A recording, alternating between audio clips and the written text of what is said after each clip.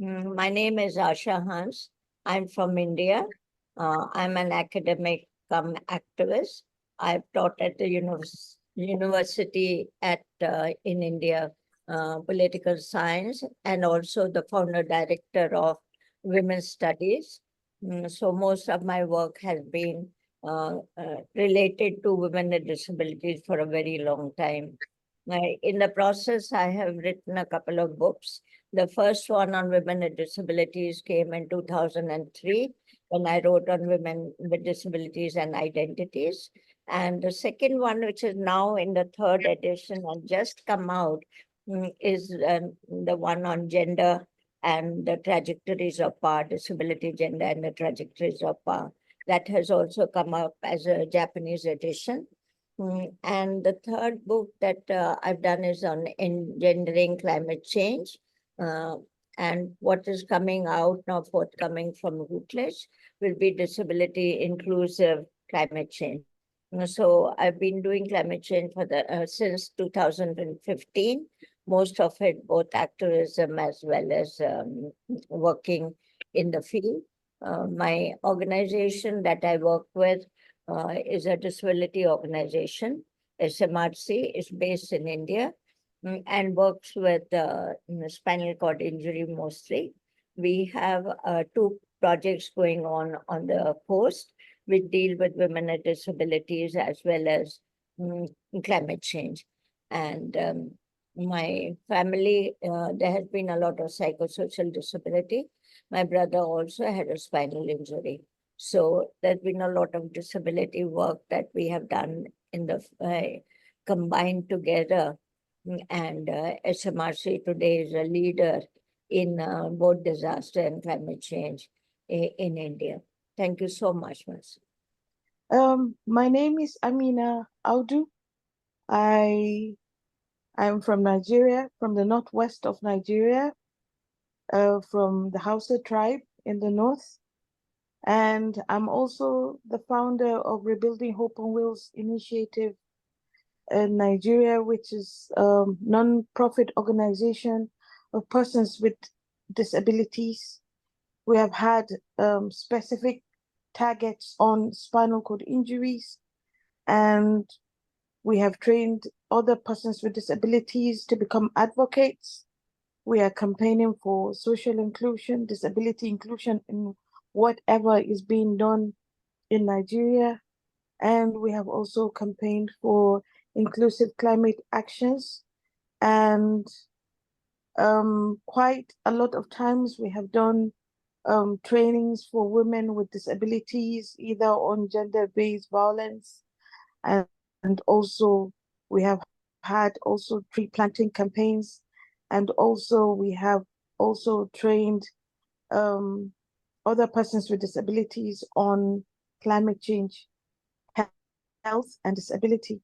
And one of our main areas now that we're concentrating on is our peer support, how we can engage other peers that are into climate change, and also to teach them how to be resilient in terms of all these emergencies and during climate change actions, and how to create voice for themselves and all that. Thank you. I am speaking from Kilimanjaro, Tanzania. My name is Faustina Urassa, the founder and executive director of Songaberry Initiative Organization working to support women, children, women, girls, and children with disabilities so that they can live independent life with dignity and happiness. We are advocating for inclusion for all.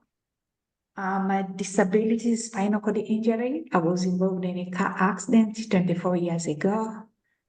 It's part from what I have gone through. I found that I'm still a woman.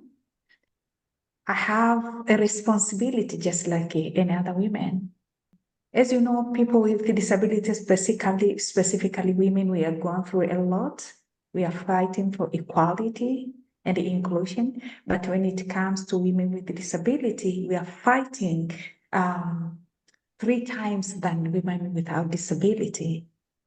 What we are doing in Kilimanjaro peer-to-peer is the co-activity of our organization. where people with disability who are well empowered are going to the community, to the hospital, to empower other people with disabilities, specifically spinal cord injuries, so that they can teach them life skills, wheelchair skill, everything about the disability, and they're acting as a role model so that others can copy from there. But these peer supporters are the one also we are working together on climate changes, because climate change, it affects people with disability in so many ways. And this is because during the formulation of policies and other legislation, women with disability or people with disability, we are not involved. So what is Sokambele we are doing? We are raising our voice to make sure we are included, because in case of any disasters, people with disability are the most affected, yet this group of people are not recognized or pointed out.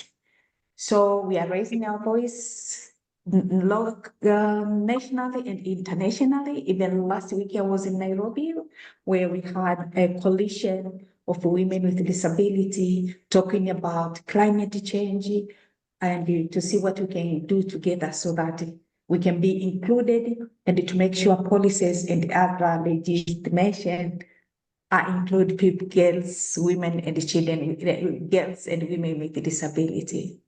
My name is Gretchelle Dilan. I live in Puerto Rico. I don't know if you guys know a little bit of Puerto Rico.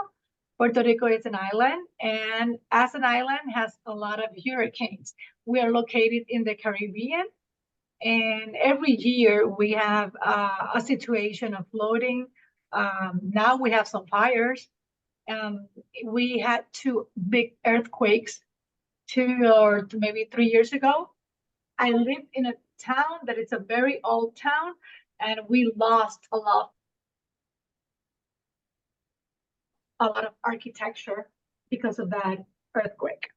So the earthquake is not something that happens annually, but we have rain and hurricanes annually. The biggest hurricane we have was Hurricane Maria, and we have 4,000 people dead because of that hurricane. So, and a lot of losses, houses and structures, and just the island changed a lot. Our biggest problem in that moment, I have a spinal cord injury, T5 level. So my injury is from my chest down. I use a wheelchair for every movement I do, and I have a bed it's a position bed. So my situation in that hurricane was the situation of electricity and power. We didn't have power for 2 months. So you can imagine living with a spinal cord injury. And in my case, as Marca says, I'm lucky I have a electric wheelchair, or a wheelchair that I can use to make my life easier, that is not manual. So in those 2 months, I had a wheelchair that was a manual wheelchair. I didn't have the bed that is a position bed. And even though Puerto Rico is super hot, the water from the bathtub, it's very cold. So maybe you know that people with spinal cord injuries have a temperature problem. So I cannot go in to a shower with a very cold water. I could do it, of course, but it will be more helpful if I have the water not hot, but at least in a medium temperature. So even the water needed electricity to have a shower of my normality. Of course, food was a problem too, because we didn't have fresh food. What we had was a lot of cans, and a lot, a little of responsibility of my people. We don't do what we have to do. We don't plant. We don't have our own food. We import that food. So a lot of lessons to learn from that hurricane, where so many people were killed, not at that day, but on consequences of not having power. So let's say all that 4,000 something people died in a month, in a period of a month, of not having the services and special power. So what can we do looking for the future in a very superficial layer? It's going solar, because we are going to keep having problems with heat, and we're going to keep having problems with power. So have at least the basic for refrigerator and fans could be the first layer to start working with. Hi everyone again. So, how does climate change impact women in my country? When you look at where I come from Nigeria, one of the largest countries in Africa, and also with the largest population. And unfortunately, women with disabilities have not really had that much access to education. We are huge in number, definitely, but that lack of education has really brought stumbling blocks to a lot of women with disabilities. And because of being in Africa and Nigeria, we have different tribes, different cultures, different religions.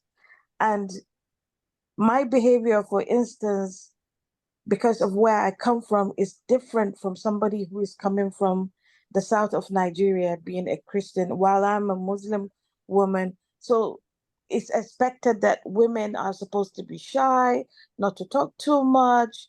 Our girls are married off very early in the years, and hardly do they even go to school. And parents invest more in the boys' education than the girls. So, but then what about the girl or woman with disability? Her own is compounded again with the mindset of people who take women with disabilities like not human beings. They have nothing to offer. Even if they got into a relationship, to get married, they would still be looked down upon the husband who has married them. And before you know it, they're just excluded. Women feel sorry for themselves. They feel, okay, let me just go out and beg on the street and maybe I'll be able to fend for myself. You see them getting married, but they have no access to whatever there is to even know about climate change. They are living on a daily basis of survival, survival, and which is the main thing is to get the food. So, but they don't even understand about climate change, how it affects people, everyone, and how their own issues also need to be monitored and also be addressed. Because at the end of the day, even in case of, if they have health issues or any emergencies, there will be nowhere to turn to. I have had cases of women with disabilities go to the hospital, but the nurses look down and say, how come you have a disability and you're still getting pregnant? Can you even have sex? So you can imagine how the kind of invisibility that we have as women, from where I come from. And you see them, with a bunch of women. When you sit down with them, you laugh with them, you talk to them, and they're eager to learn what is going on. And they feel privileged to have somebody to even come out and start talking to them, Otherwise, all they know is their daily struggle of finding food for themselves and their families. So they wouldn't know about any early warnings about any climate or any actions being taken by the government or any what other alternatives are there. All they know is about getting food daily. The livelihoods, they are not always considered when any position is being made, in terms of empowering, especially after the COVID-19. There were a lot of, empowering youths, empowering women. But even within the cycle of women organizations, they don't recognize women with disabilities. Hardly would you look at it on a data where you have women, you hardly find a slot where it will ask you if you're a woman with disability. This makes it really horrible. And it goes on and on and on. In the same way, now recently there was this flood in Maiduguri. This is in the northeast of Nigeria. I have a video when they were trying to share food. There was this woman. She didn't even have a wheelchair. She was crawling. All the other non-disabled women just covered the person that was sharing the food, and she was crawling behind. And before you know it, this is a food that was not even numbered. They didn't even know how many people they had at that time.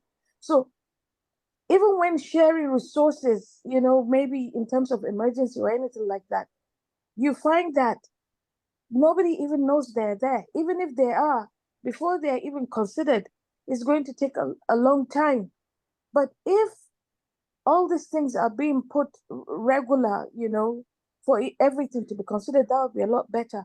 So I'm telling you, the lack of education there is in climate change, in our communities, whether especially the general public, and again, in persons with disabilities, is huge, especially women with disabilities. I'm telling you. And if this is not really captured, is going to be, it can draw back, the impacts of what the government is doing and all that. And especially, even if we're going to raise awareness, there are some places in where I come from that are hard to reach areas because of the banditry. Many of them have left their hometowns to come to the cities, thinking that people have more money to give them on daily basis, maybe 1 cent. Sometimes it's not even up to 1 cent, so that they can beg and go back home. The few of us who are educated, we are still facing other barriers, when in terms of inaccessibility, not being taken serious, or maybe when there's a meeting, you are not invited, or maybe you would just be shut down not to say anything because they think everything about women they're talking about, they don't even feel the need to include women with disabilities. Live on the east coast of India, which has coastal erosion, severe coastal erosion. And the place where I work has lost about 11 villages.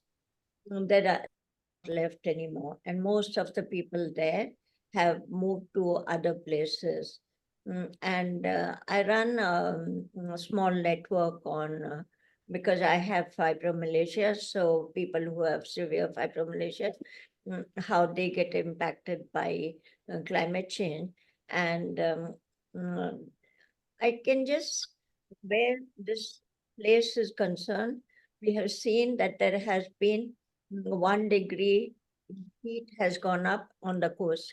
Now, when that happens, that means that the sea level rise comes, there is surfs are very, very high surges, and people find it difficult to live on the coast. So in one place, at least they had displaced about 9 times. So there is severe displacement. There are no laws on displacement where people on erosion are concerned, and we don't know how many women with disabilities are there. There is no data. It is only the women I met that we have some kind of information. I can share with you some of the what has happened. Is a woman whom I met. She was about 30 years old, and since they were moving, they had moved out from her village. It no longer existed. She was married off at 15 years when she was 50, because there was no food for her at home. So at that young age, she was married. She had, as most people you will see in that area, they have psychosocial disability. So she had a psychosocial disability. She had 3 children, and her husband passed, and she had to look after them.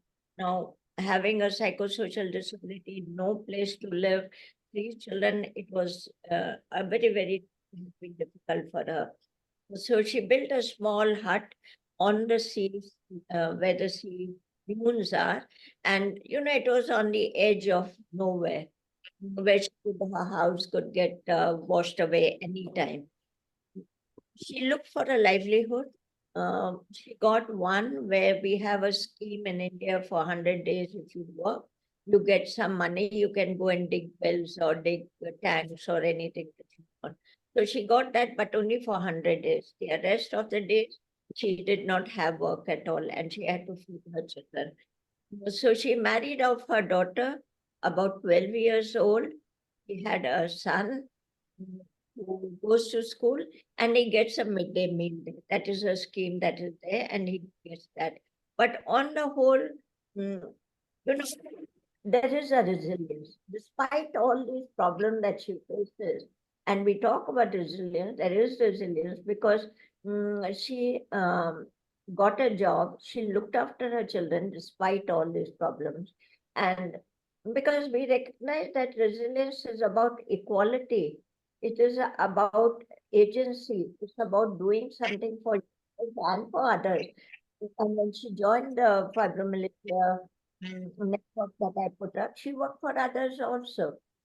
These kind of things mean that women with disabilities still, despite all the problems that they face, can do so much, not only for themselves and their families, but also for society.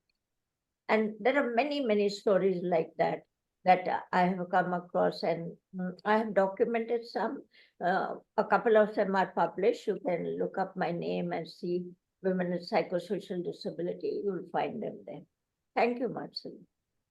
I was listening to Amina, and I just feel every woman with disability has a different situation.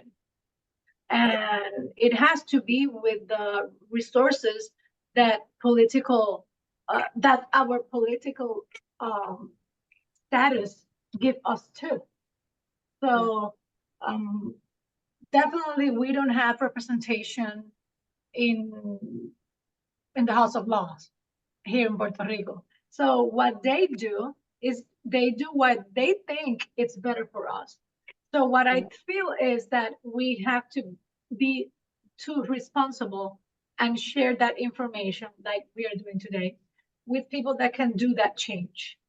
So what I feel and what I think I have to answer is what are affecting people with disabilities in my country, which is different than Amina's, is that I and other people are not going to the House of Laws for this. So we have a work to do. And maybe we don't have the people, but at least we can start doing some connections to make a difference. You guys know about stress post-traumatic, and you guys know about anxiety, which is the first layer of this stress post-traumatic syndrome. So what happens here is people that we have lost already things in our body, like a spinal cord injury, it's a grief already. So to be in danger every year, it's very exhausting. So living with a spinal cord injury, it's a reminder every day of what we have lost in our body. So I guess it's an anxiety of being worst, of not having the wheelchair, of not having the air conditioner, of not having food, of not having accessible transportation, of not having catheters or clean water. So anxiety, how can we work with anxiety? That is something that every group of climate change need to add, because psychological, we can do a lot if we are healthy. But what happened now is that the frustration and thinking that nothing could be done, it's a lot, it has to do with depression too. So for one side, we have anxiety of what could be worse, and for other part, we have depression and no motivation to do anything, because no matter what we do, on September, we're going to have another hurricane.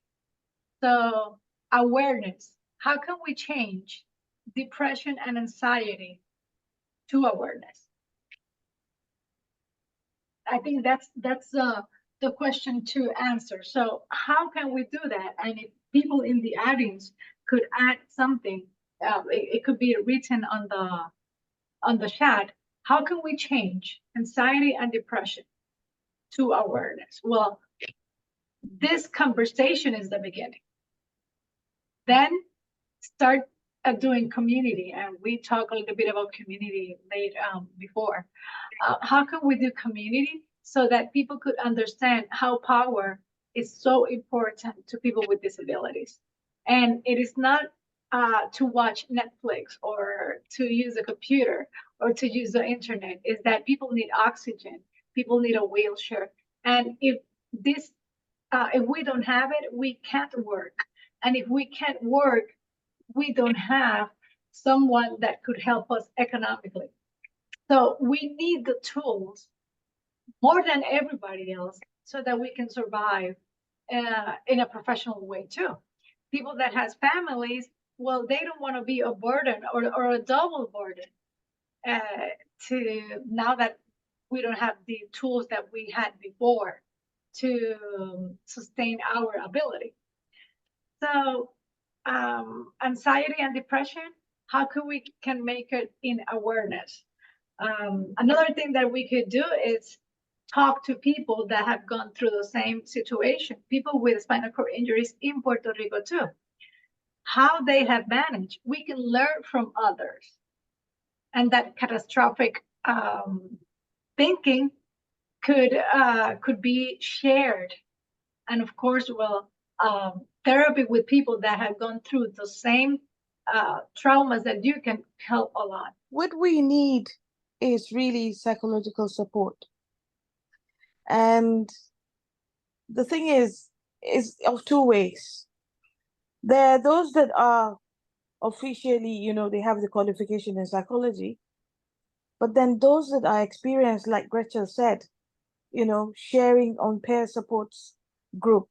I always had the thinking that peer support only has to do with spinal cord injury, teach me how to wear catheters, or how do I cope with an anxiety because I'm worried that I don't have money.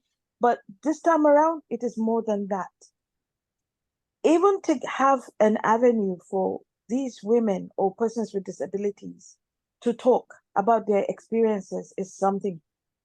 Recent flooding, like I said, has made me see a lot of things on videos where they don't even know what they're expressing, but it has been so explicit. You can see the trauma, you can see the lack of services, you can see the limited resources, everything being spelled out in the little things that they're saying. You feel, what can be done? How can these resources be gotten in case of future emergencies, but through those peer supports, it's not just about teaching someone how to cope, but that is how you start building your army to speak in one voice. That is the way I see it, because we all face the same problem. Let's say, for example, in Nigeria, I am a very popular person in spinal cord injuries. People call me, Amina, can you help me with this? Sometimes even giving little money. But I myself, I face my own problems too. Sometimes I can refuse to pick my phone because I am also enraged in my own anxiety, in my own psychological torture, because maybe I'm running late with school, or maybe I'm going behind a deadline or something like that. But the bottom line is this.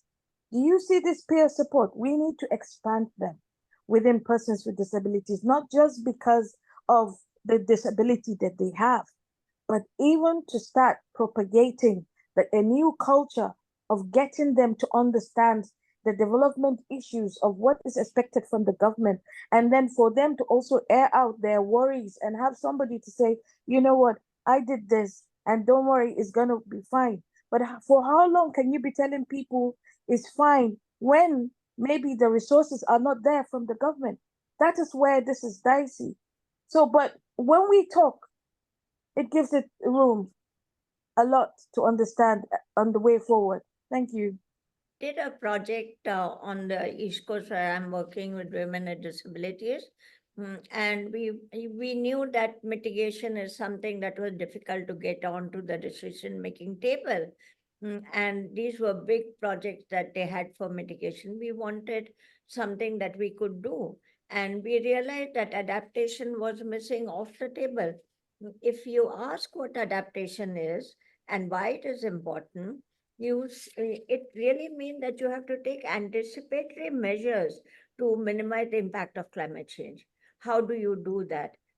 So we asked the women, what do you want? There were 150 women. So they made what is called an adaptation inventory. And that adaptation inventory we shared with the government of India to say this is what women with disabilities want. We don't want to say all the time that that we have these problems only. We've come with you with a positive solution. You have to answer to that. But what politics is and what power is concerned by politics means how you relate to that power. Politics is how do you does society or the state look at you? If you look at women with disabilities, those who have psychosocial disability, it is not only the individual coercion, it is also institutional coercion. So, there are different ways of looking at climate change. And what we face in otherwise also, it gets magnified. And here we try to reduce that magnification through adaptation. And I think that is one good answer to what we can achieve in the long run in climate change. And we have to pay much more attention to it and push for it in our advocacy also. I think that one of the issues that comes up because of the issue of funding is education. And what are our priorities in women with disability and climate change?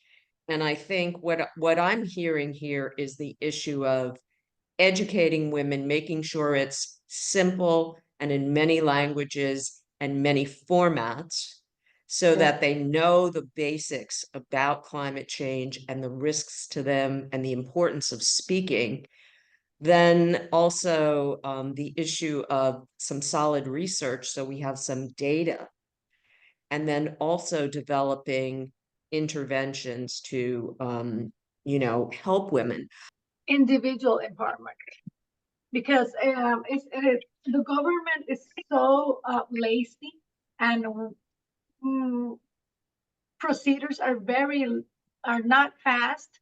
So even though in Puerto Rico they could have the money, which is different at other countries, if they still have the money, well, people are not going to use it correctly, or things would happen. So what I think it's empowerment. If we know what we need and we ask what we need, like what I need, it's to have my catheters, it's to have my power wheelchair. So that's something that I need. If I explain that, if I understand that, I will do my plan B, plan C, plan D about my wheelchair. So I know that's what I told before. It is different in every country. Talking about me, I need to use my manual wheelchair. I need to have my manual wheelchair in the best condition, to have my cushions, to have everything I need, and extra catheter. So what I'm doing is, the government could do badly, but if I do badly, it's going to be everything, it's going to be worst. So I have been buying my things in a very slow way, to have fans that are solar, to have cooling vests that Marcalee, with her sustainability organization, have donated to some of the members. It's a cooling vest. So you put your cooling vest, and you can have you can help with the heat. So what I'm doing right now is doing my own equipment in the way I could. As I know that I work, I have some other resources. So it's empowerment depending on what are your resources. So it's a checklist. What do I need? we also need to start looking at the opportunities within climate change.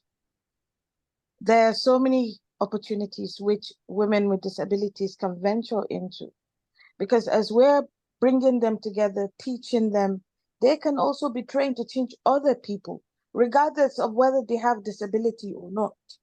That's one Yes. thing. And then in Nigeria, for instance, we we have a huge agricultural sector. And in this agricultural sector, you don't need to go to the university to survive or to start doing something.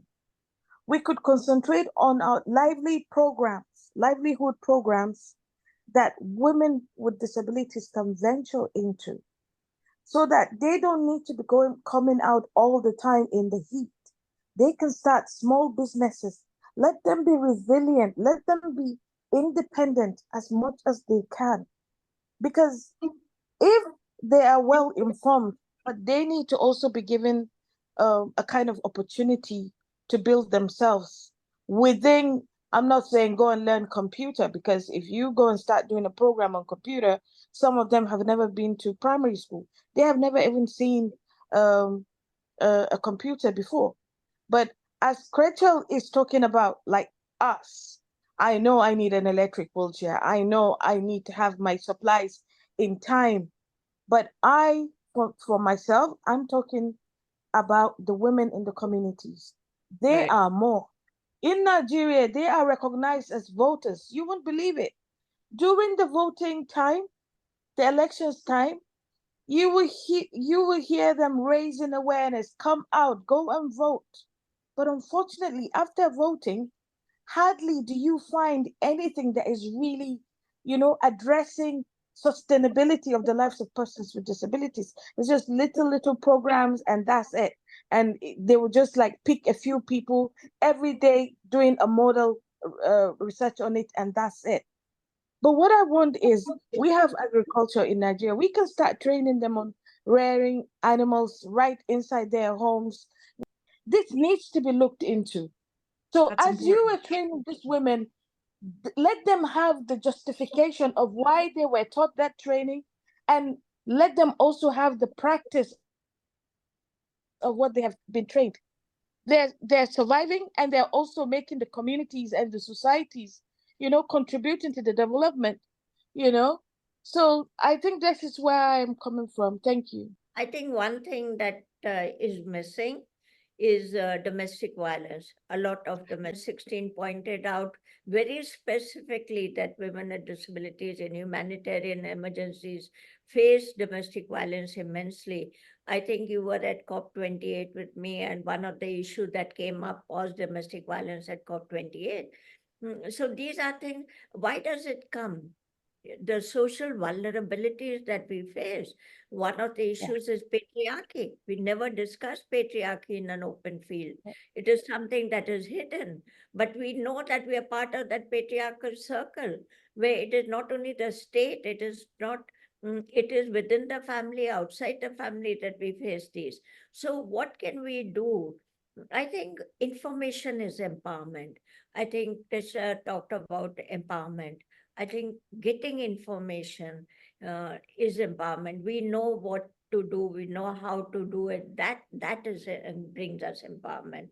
And the second thing that if I, as a researcher, I think I would highlight women's voices. No, that voices that are so silent, so invisible. Most of us talk only among ourselves. Outside our own spheres, very few people ask us.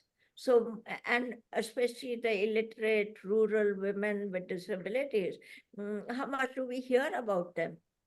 We are urban, we are educated. So, that is the people we want to hear, we should hear. I think that is very important, because climate change impacts are linked to gender roles. The kind of roles that we play is not, and gender roles can change. Can I give you an incident? There were, water carried by women in India, and there was a big water shortage. So all of a sudden we saw men on, and it had to come by tanker from far. So we saw men carrying water on their bicycle. That was a gender role change. So we need to look at those kind of gender role changes within our lives also. Thank you so much.